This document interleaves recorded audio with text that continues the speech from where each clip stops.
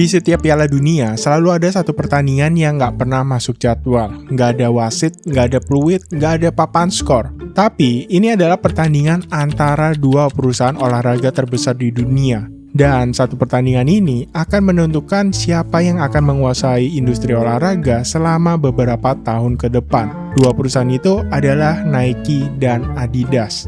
Piala Dunia 2026 ini menjadi awal kebangkitan Nike setelah beberapa tahun terakhir mereka dianggap meninggalkan sepak bola. Dan untuk kembali, Nike nggak boleh membiarkan Adidas menjadi juara. Kalau nggak, Nike bakal tertinggal lebih jauh lagi. Terus, apa respon Adidas dan siapa yang bakal menangin pertandingan ini? Perang Adidas Nike di Piala Dunia 2026 bahkan udah terjadi sebelum acara ini dimulai. Adidas memulai dengan upload iklan mereka yang diisi sama pemain-pemain bintang kayak Lamine Yamal, Bellingham, dan jelas King Messi. Gak lupa, Adidas juga bawa pemain-pemain legendnya di iklan itu. Adidas dapat respon yang super positif. Dan kalian tahu apa yang dilakukan Nike? 1 bulan setelahnya, Nike itu upload iklan yang jauh lebih gila. Mbappe, Haaland, Vini, Bang Dodo, sampai ke selebriti juga ada di video itu. Dan iklan itu langsung meledak, ngalahin jauh iklan Adidas sebelumnya. Piala Dunia memang nggak akan bisa terlepas dari dua brand besar ini. Kali ini Adidas lebih unggul, karena Adidas kembali mendominasi dengan menjadi sponsor buat 14 tim, sedangkan Nike cuma 12. Dan dua brand ini memang selalu bersaing buat menjadi sponsor terbanyak di Piala Dunia sejak bertahun-tahun lalu. Kalian lihat, mereka terus berganti-gantian buat jadi yang paling banyak. Tapi untuk di 2026 ini, apa sih strategi mereka untuk menjadi juara? Nike masuk ke Piala Dunia 2026 ini setelah mereka mengalami kesulitan yang luar biasa di tahun-tahun sebelumnya. Nike sempat meninggalkan sepak bola ketika dipimpin oleh John Donahoe. Pada tahun 2020, John Donahoe itu mengambil sebuah keputusan yang sangat besar. Donahoe mempunyai ide kalau Nike akan memutus ketergantungannya pada retailer pihak ketiga, kayak Foot Locker, DSW, dan lain-lain. Lalu menjual langsung ke konsumen lewat aplikasi dan website Nike sendiri. Target mereka adalah meningkatkan porsi penjualan online dari 26% pada 2020 menjadi 40% pada 2025. Di atas kertas, ini terdengar seperti langkah yang pintar. Lebih banyak margin, lebih banyak data konsumen, lebih banyak kontrol atas brand experience. Tapi yang terjadi di lapangan adalah bencana. Retailer yang diputus kontraknya itu nggak cuma diem, mereka justru merespon dengan memperkuat brand lain yang masih mau bekerja sama. Adidas, New Balance, On Running, Hoka, semua mendapat shelf space yang lebih baik di toko-toko yang Nike tinggalkan. Dan Nike kehilangan visibilitas di titik-titik penjualan yang selama puluhan tahun udah menjadi mesin pertumbuhan mereka.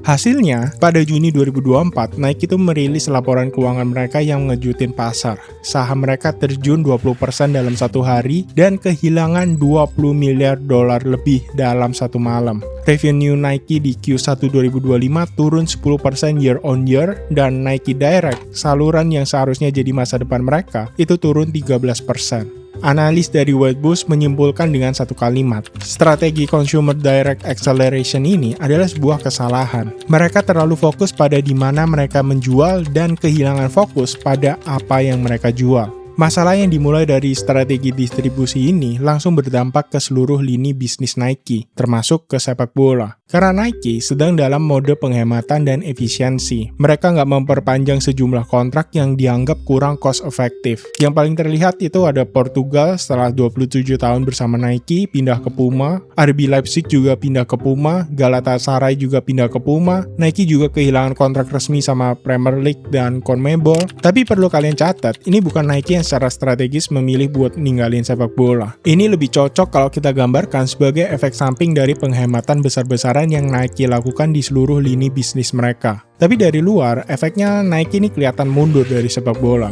Dan persepsi itu sendiri udah cukup untuk merusak posisi mereka dalam negosiasi kontrak berikutnya.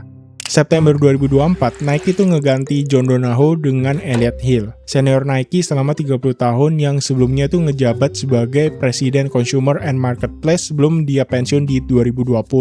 Kalimat pertama Hill waktu masuk adalah memberikan sinyal kalau Nike akan kembali ke DNA mereka. Prioritas kita yang paling jelas adalah mengembalikan sports ke pusat dari semua yang kita lakukan. Dan secara nggak langsung, itu juga ngekonfirmasi kalau John Donahoe itu membuat Nike seperti mundur nggak cuma di sepak bola, tapi juga di olahraga. Dan hasilnya langsung kerasa di sepak bola. Antara akhir 2024 dan 2025, Nike itu mengamankan perpanjangan kontrak jangka panjang dengan tim nasional Prancis, Brasil, terus ada FC Barcelona, Atletico Madrid. 4 nama besar yang kalau hilang semua itu bakal jadi pukulan fatal buat posisi Nike di sepak bola. Tapi ada satu move yang bikin orang ngira ini juga nggak bakal terjadi sebelumnya, yaitu pada Maret 2024 Nike berhasil meyakinkan Federasi Sepak Bolanya Jerman untuk menandatangani kontrak eksklusif mulai dari 2027 hingga 2034, mengakhiri kerjasama 77 tahun antara Jerman dan Adidas.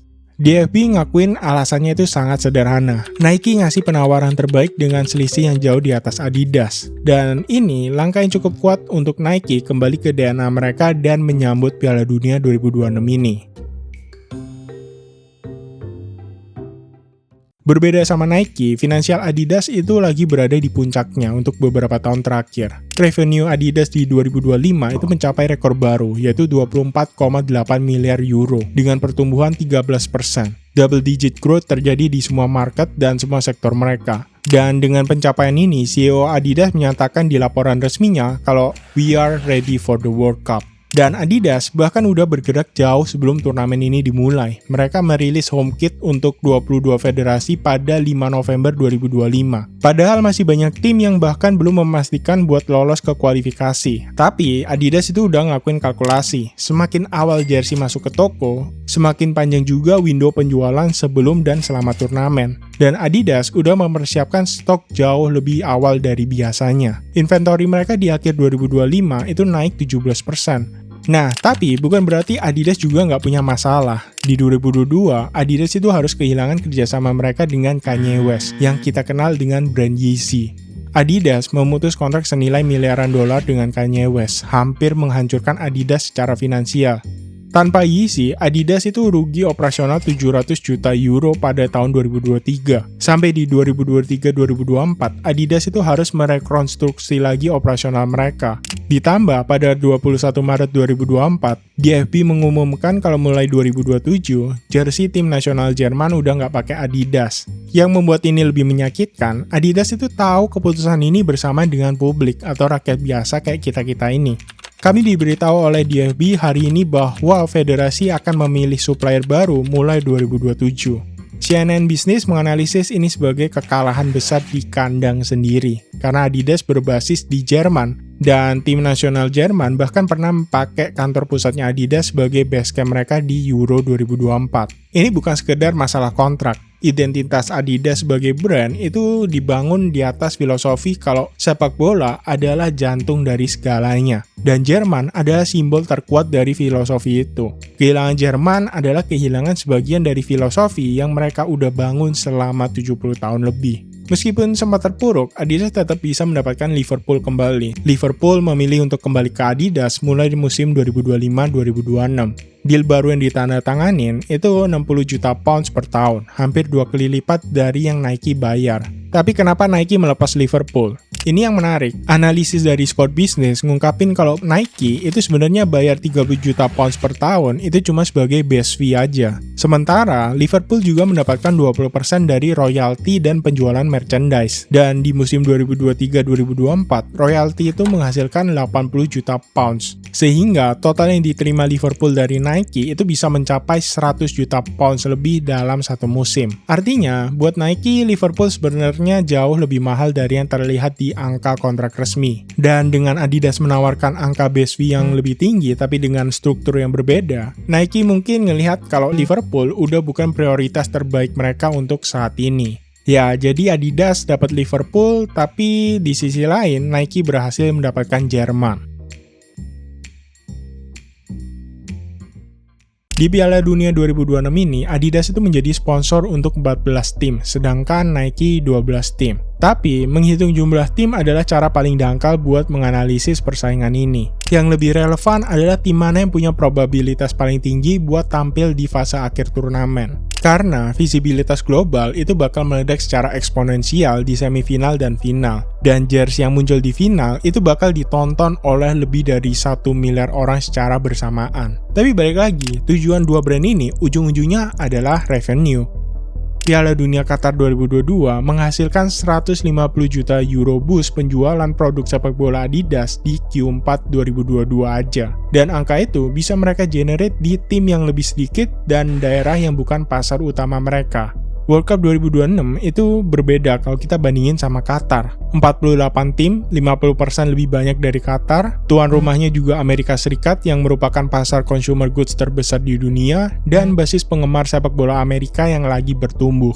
Untuk Nike, Amerika adalah kandangnya Nike. Nike menguasai pasar sportwear Amerika lebih dari brand manapun. Dan untuk pertama kalinya dalam sejarah, Nike punya kesempatan buat ngenalin produk sepak bola mereka di kandang mereka sendiri lewat Piala Dunia. Mungkin banyak konsumen yang udah familiar dengan brand mereka, tapi belum sepenuhnya itu ngenal Nike dengan sepak bola. Adidas di sisi lain juga memasuki World Cup 2026 ini dengan satu keunggulan. Mereka adalah the football brand. Dalam persepsi global, ketika orang berpikir sepak bola dan fashion, mereka pasti berpikir Adidas. Tapi di Amerika, persepsi itu nggak sekuat di Eropa atau Amerika Latin. Dan inilah yang membuat 2026 menjadi peluang buat Adidas memperkuat penetrasi mereka di satu-satunya market besar yang belum sepenuhnya mereka kuasai.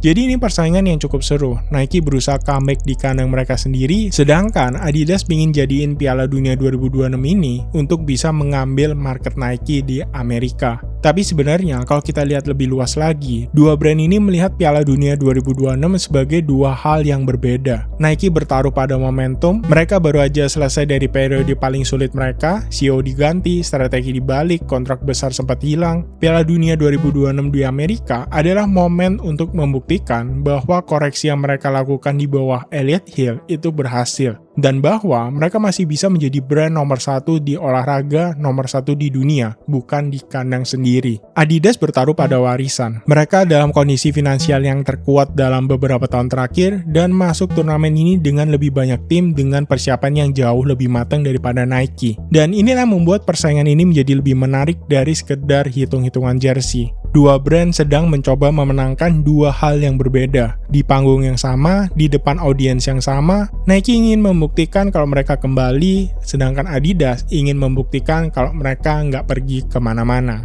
Nah, kalau menurut kalian, negara mana yang jangan sampai jadi juara di Piala Dunia 2026 ini? Tulis di kolom komentar. Terima kasih sudah menonton, jangan lupa like, comment, share, dan subscribe kalau kalian suka sama videonya, dan sampai jumpa di video selanjutnya.